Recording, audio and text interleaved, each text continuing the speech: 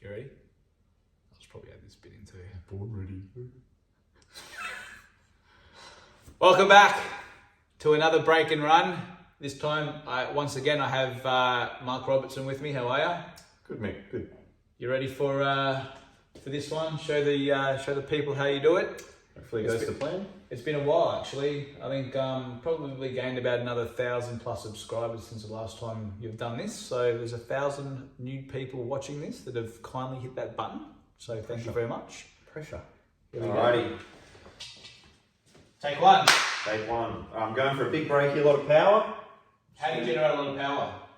The way I want to do it is, so imagine I'm on that side of the table, so when I'm breaking, so I'll bring it back here a little bit more, so I suppose you can see it. What I want to do is I want to stand a bit closer to the table and on my side, so then so my arm can go through. And what I want to do is I want to hit it when my arm is vertical.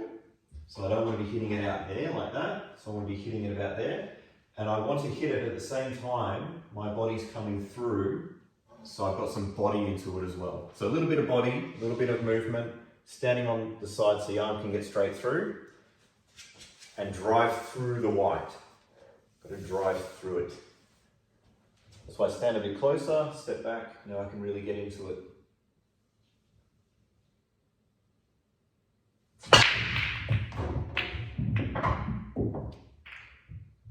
Alrighty, so these look gettable. Alright, so my first glance, my instinct says yellows, but reds could absolutely be there as well. Reds might even be easier. Alright, so I'm going to start with reds because I feel like the opening shots have less options and sometimes that can help me eliminate them quickly. So reds, the only opening ball pretty much is this one. So I can play that, very limited where the white can go. I can kind of do like a little bit of a stun out or something, but that's about it. I can't do a lot with the white. This red goes into the middle, not easily, but it does go. And from there, my issue with reds is actually probably this ball, because I can only pot it really from landing high side, and now I've got this yellow to deal with. So my main issue with reds is, at first glance, is I'm always only landing on one ball. And if I don't land on that one ball, there's a good chance I have no shot or I'm snookered. But certainly gettable. So now I'll flick over to yellows, and my opening pot is quite a nice one. Pot this, come off the rail, then I've got this ball here. That transitions onto this ball. And then you can sort of see how you're just naturally coming down the table. You've got this ball in here. This one does go in the corner, then potentially this one in here.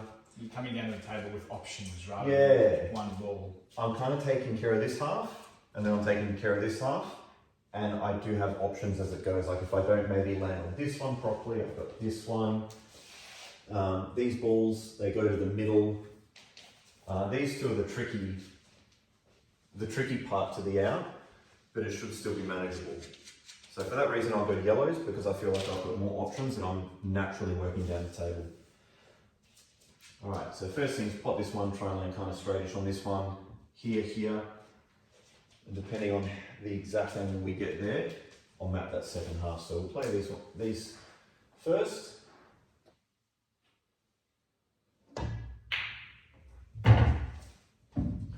That's there. So I'm probably going to be kind of straight on this one because the white will come up a bit high.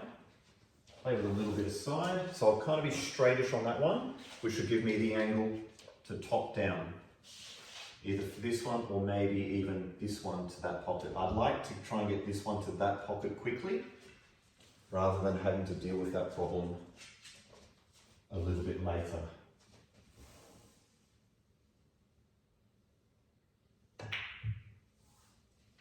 Alright, there's the angle we're looking for. So I'm going to go for here. Here's the good spot. Now the last thing I want to do, this is key, is overhit it. If I just overhit it, I'm in the only spot where I'm on nothing. If I overhit it by a lot, I'm on this one up in here. So I want to top down and finish here, but if I get it wrong, I'd rather be on the high side. So I'm going for here, for this area.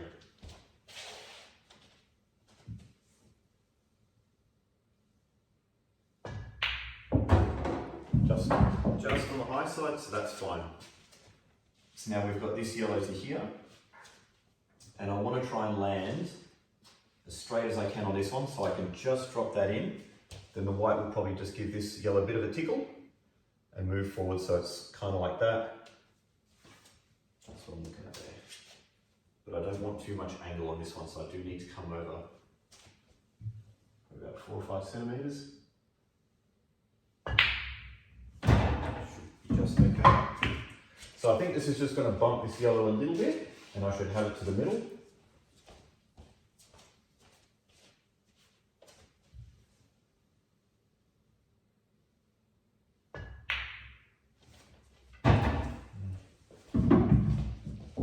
I want it to be straight on it, so I didn't want to have to come up and down the table off this last yellow. So now, I'm going to have to come off the rail here. I want it to be able to play the white up high. Easy transition. So now I'm going to have to kind of bring the white out where it is now. Off one rail to here. And then we're looking at 2 rails and down. So not ideal. Probably could have gone a better way. But this is where we're at.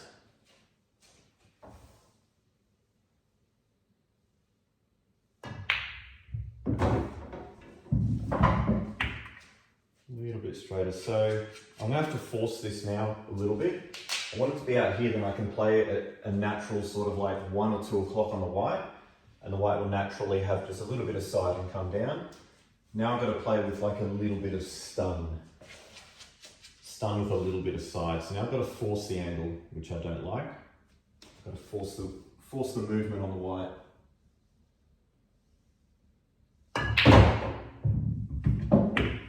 Alright. Just not on the rail, that should be fine. I've got the pot here.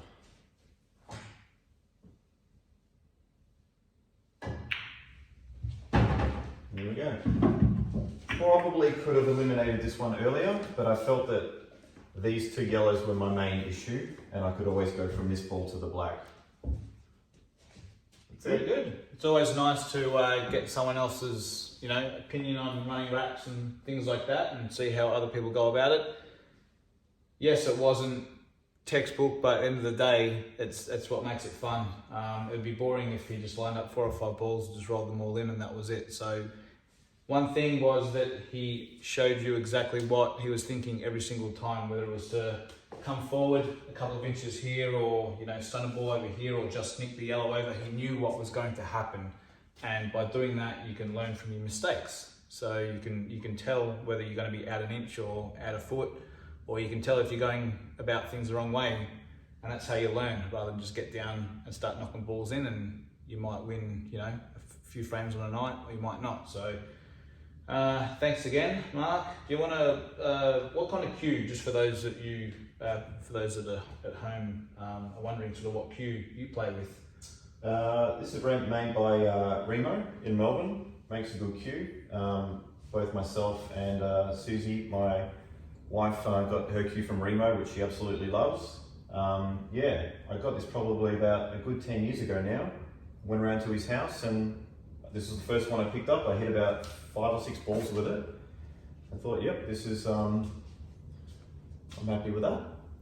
He's got like the nylon, the nylon ferrule. It's maybe about a 9mm tip on it. It's probably a bit bigger. It's pretty good at everything. It's not fantastic at anything, but it's like a solid 8 out of 10 at touch, power. Suits you. Yeah, it suits me. Yeah. I'm not a fussy person with cues, so this works well for me. What I will suggest with the mapping, work hard on it as hard as you can, because I'm already thinking about the things I could have done better on that out to have made it easier. Maybe worked harder on landing on this one straighter so I could top through to make it all easier. Perhaps identified that this one was a potential issue. I never identified that one as a potential issue. Because it's over the hole and you just think you'll just deal with it. So I'm thinking about, I made a couple of small errors. All right, now it's my turn.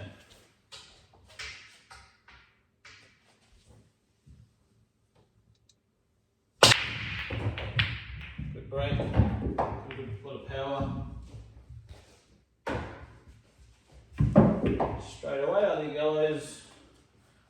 this red here. A nice sort of link up there, and the black ball. This is all good. So, just want to mop up this half of the table. Play this, come around here, and even knock.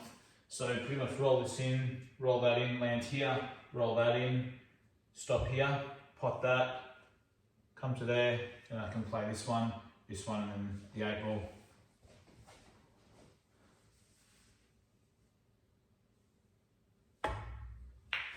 Alright, that's number 1. Now, just want to get nicely straight along here, somewhere around here.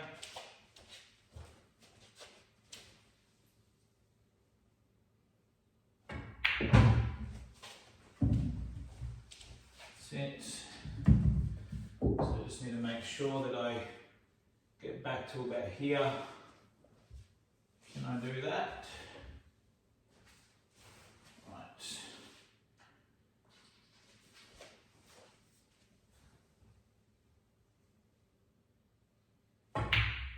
Okay. Now we roll this one in.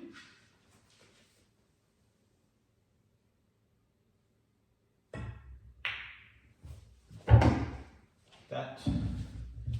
We can knock this one in just slightly and come back up. I don't want to land it down here. Don't want to be down here. If anything, I want to be up here. This is good.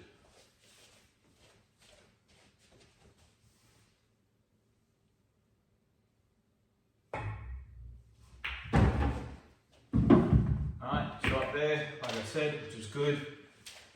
Now I can play this off 1, 2, for the 8 ball into there, or I can just play it and come up and down.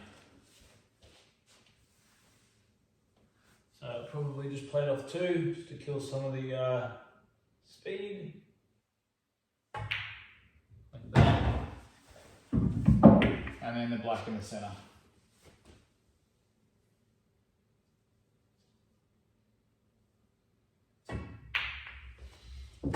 And there you have it. Another break and run. See you again next week. Thanks for tuning in.